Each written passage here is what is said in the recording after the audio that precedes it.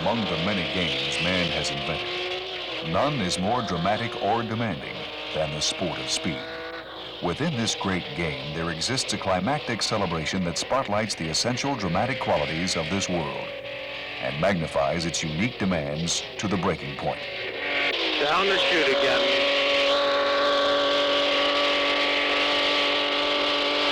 Coming over the crest towards the end of the chute, you see the bridge. Check our instruments once.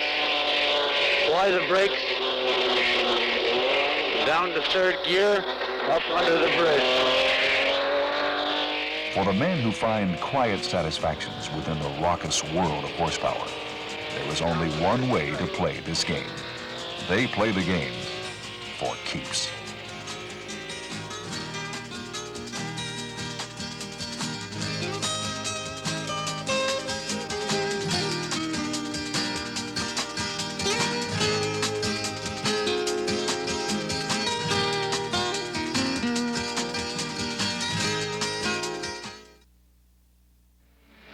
Winning on My Mind is brought to you by the small car experts, the over 900 Datsun dealers across the country, who invite you to drive a Datsun, then decide.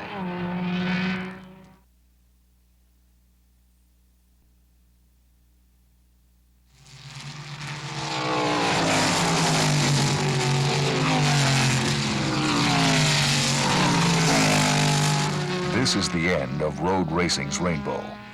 The stage for a final wheel-to-wheel showdown that can turn a fair season into a dream come true.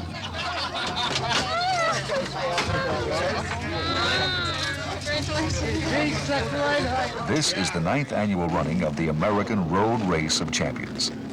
Held over 2.6 miles of Georgia asphalt, it is the largest racing event of its kind in the world. A non-stop spectacular with a cast of 450 drivers, determined to take home a national championship.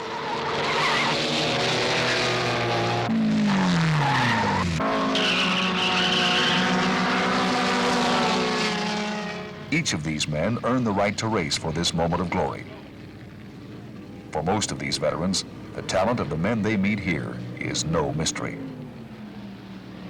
Virginia's Bob Tullius is a 4-time national champion who became a legend in road racing because of, and in spite of, a leg injury that ended a possible pro football career. Connecticut's Bob Sharp, the reigning B sedan champion, heads a superb racing team that won 19 of the 22 races it entered during the season. Their head-to-head showdown is an annual feature of the runoffs. He instills a degree of confidence that you don't get with other drivers, because you can run fender to fender with them and know that you're not going to have a scratch.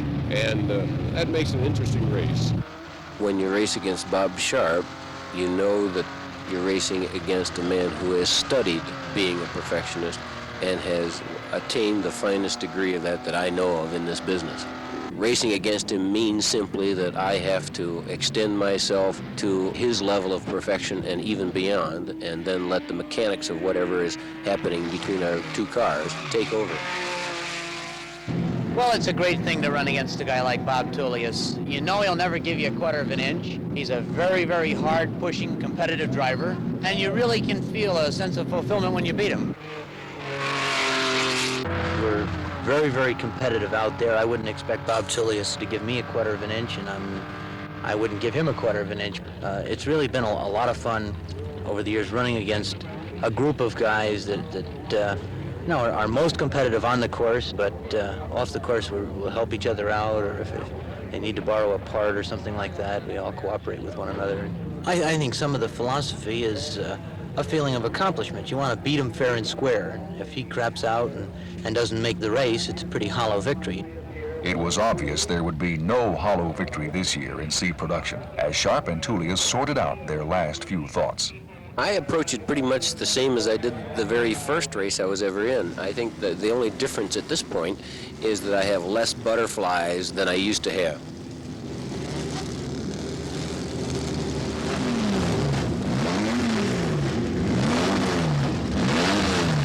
Personally, I pretty much try to de-psych myself and tell myself that it is just another practice session, or try to make myself drive normally like I would in any race.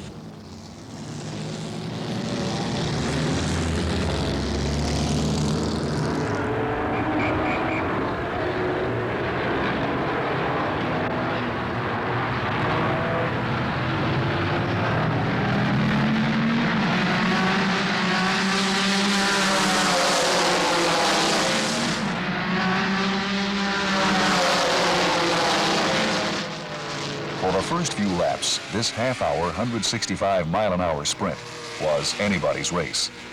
As Walt Mass, 54, and Jim Fitzgerald, 38, shattered the leaders. But as the miles unfolded, the race became the personal property of one of the toughest acts in road racing. Bob Sharp versus Bob Tullius. The sleek maroon Datsun versus the classic white Triumph. In a race where Bob Tullius and myself, say, have broken out from the pack or something like that, inevitably, that's when I know I have to put together fast corners, fast laps consistently, because he will. Bob's a very competitive guy, and he'll fight you right down to the last 100 feet of the checkered flag. And no time during a race against Bob Tullius can you think you have it made, because the minute you do, and you back off on your pace, and your rhythm of putting together a fast lap deteriorates a little bit, it can be very, very difficult to put that back together again. So if in any way I can pull out on Tullius, I'll try to keep that pace going and not back off, because I know he won't back off. He won't say, well, Sharp's beating me and the heck with it, I'll settle for second and save the motor or something. He's going to fight to the checkered flag, or if the car breaks or whatever. I think about Bob Sharp and what he's thinking about. I don't think about anybody else but Bob. There might be somebody else there, but he's the perfectionist that I have to beat. And as I said, his level of perfection is outstanding.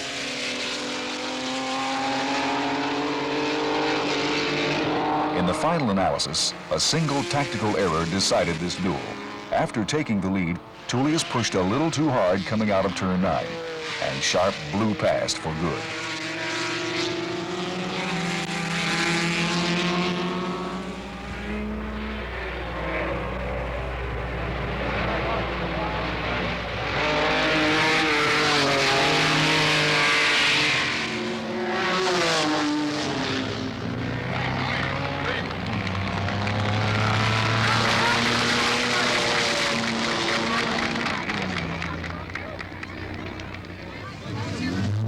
Another chapter of racing tradition was written into the record books as a classic showdown between men who play the great game of racing the way it should be played.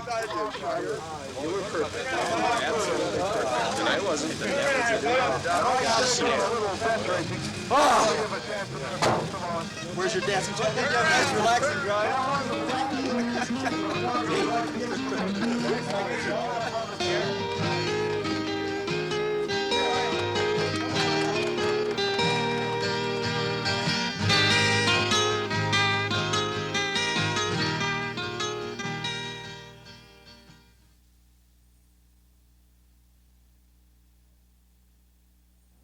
Me off the course some other way.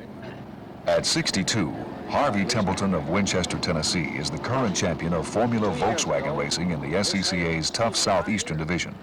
Because I was in the run all that time. I didn't make it last year, though. I was in that time. And I was foolish enough to go out for warm-up practice, which I'm not going to do this time, I don't think.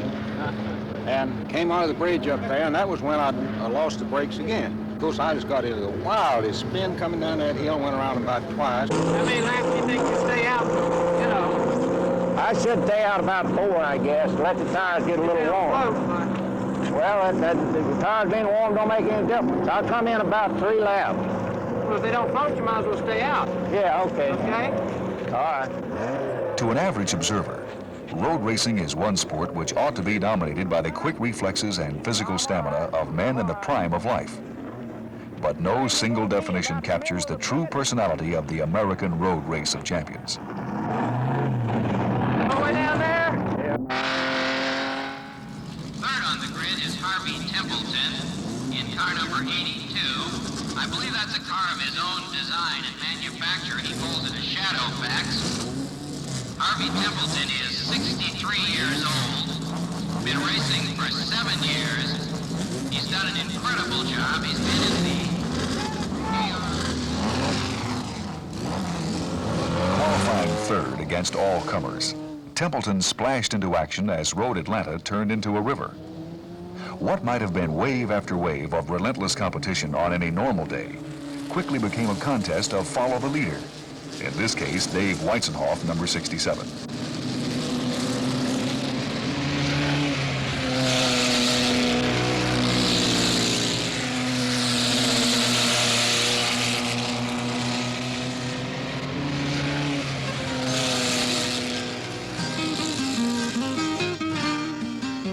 narrow tires of these Formula cars made every turn a distinct adventure. Early in the going, Templeton had an adventure of his own, spinning under the bridge at turn 12. Meanwhile, Dave Weitzenhoff sailed to one of the dampest and most lopsided wins ever recorded in championship Formula V competition.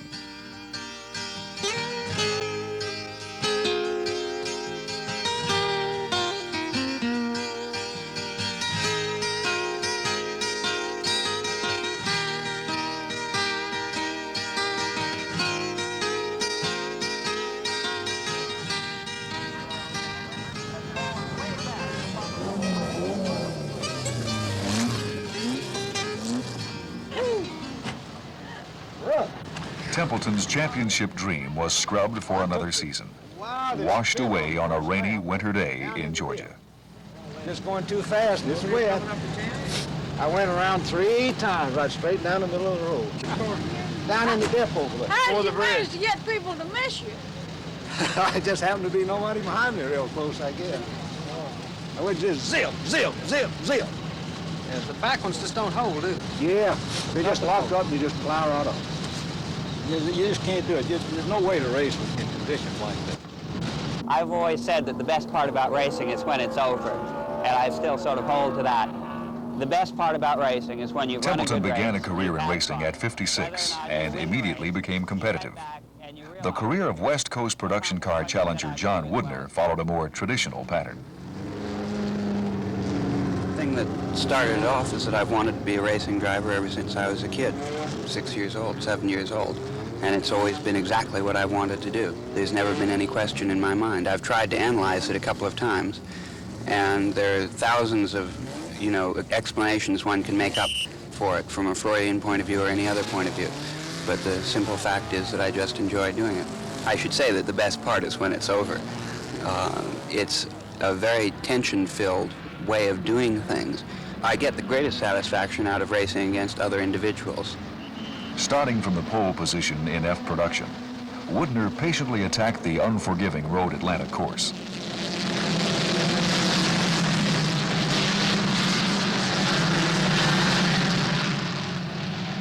Detroit's Larry Campbell, 84, the defending champion, came up from deep in the pack, and the real race began. The thing about driving in the rain is this, that it's extremely important to drive at your own pace. With Larry Campbell, I had to control my urges to drive at his pace. He, for a while, was driving at a considerably quicker pace, but it's very, very much a matter of self-control, which it isn't in the drive. Holding on to a national championship while you're in the lead is sort of like holding on to an egg with a monkey wrench. You gotta hold tight, but you can't squeeze too tight, because it'll break.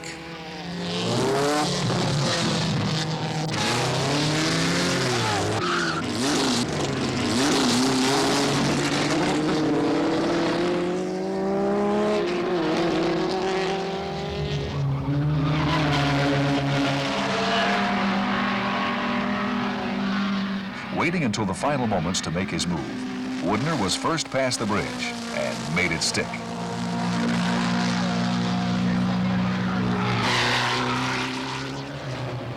The pure concentration of racing in the rain left both the winner and the loser of this race in a dimension only they completely understood. I was playing my odds against road holding and not pushing it any more than I had to and being able to blow him off down the straight. And his only saving grace was to just push as hard as he could through the corners. And it takes more concentration to drive a race like that than it does to drive a race like mine. And just wanted to let him know that I knew that he was driving a fantastic race. Mine was a race of calculation, his was a race of dedication.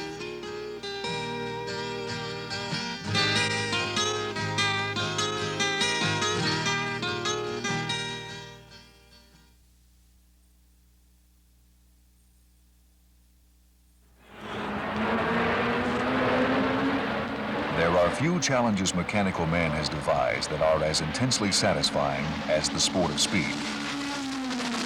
Here, a man can realize both the best and worst aspects of being alive.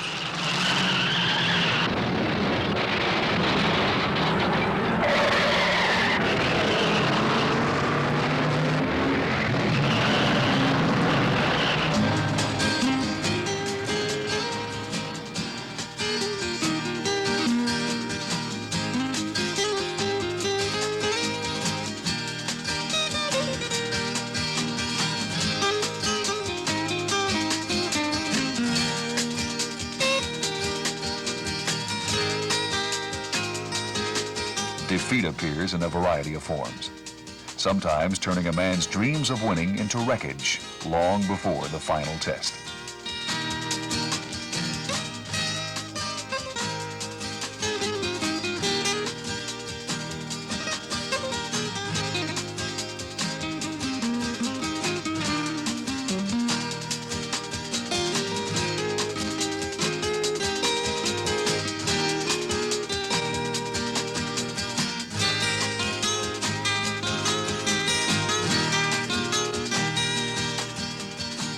The road race of champions has never been kind to Midwest Formula B champion Gordon Smiley.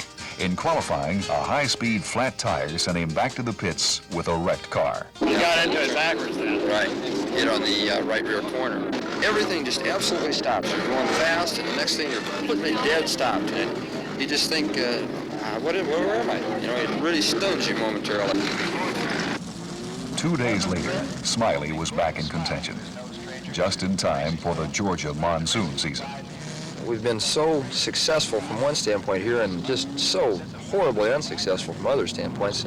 We've done real well at times, and yet we get to the ARC and it's just like a whole other world. Once again, it was time to put a season of racing on the line against an icy, unreal world made of water.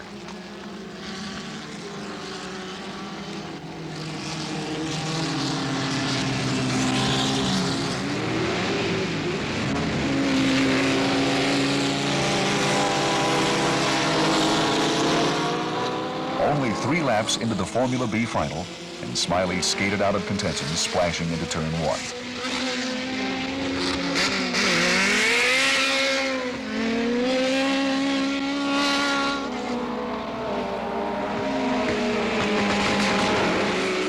This time, there was no room at the top for Gordon Smiley.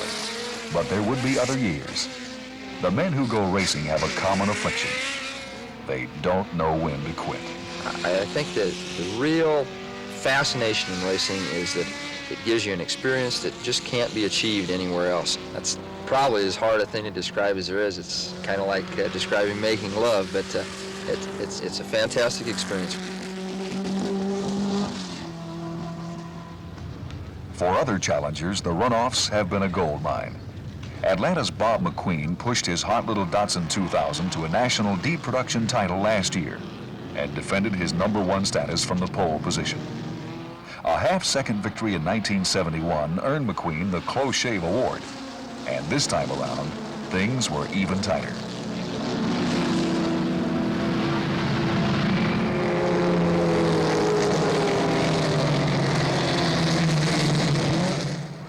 As the pack settled down, McQueen found a 2-time national champion, Group 44's Brian Furstenau, trying to climb into his trunk.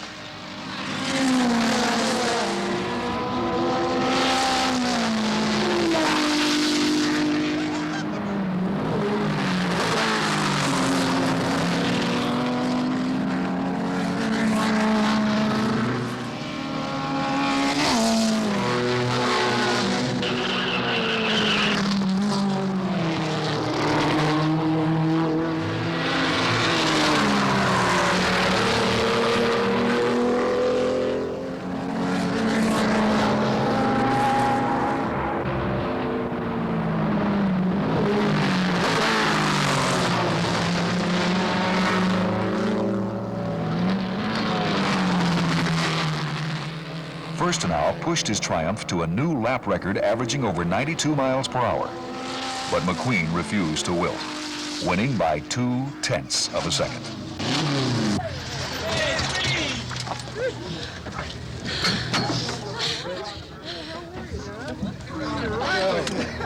Oh, you ugly old devil, you! For this sensational title defense, McQueen was named winner of 1972's Presidential Cup. The rewards of McQueen's victory and the sheer frustration encountered by Gordon Smiley were shared in some degree by all those who entered the runoffs. Each of the 450 drivers has made a similar commitment. A commitment rooted in man's determination to explore the outer limits of himself.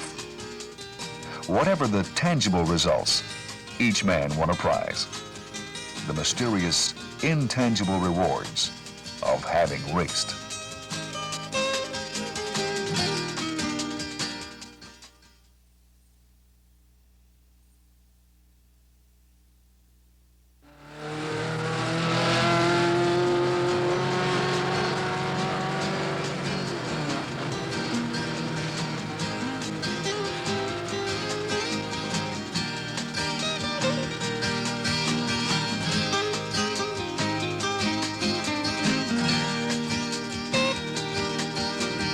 We both know win, lose or draw, we'll still be friends.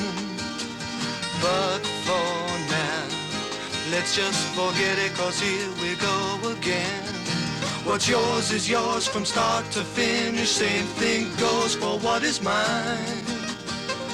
Once my foot is on the gas, I got winning on my mind. I got my foot on the gas and winning on my mind.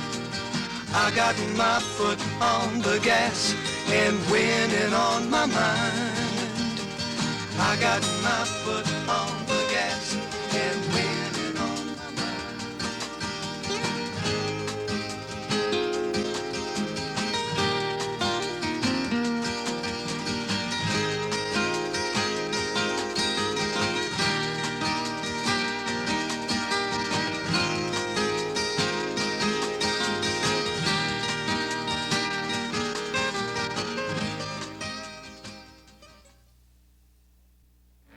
Winning on My Mind was brought to you by the small car experts, the over 900 Datsun dealers across the country, who invite you to drive a Datsun, then decide.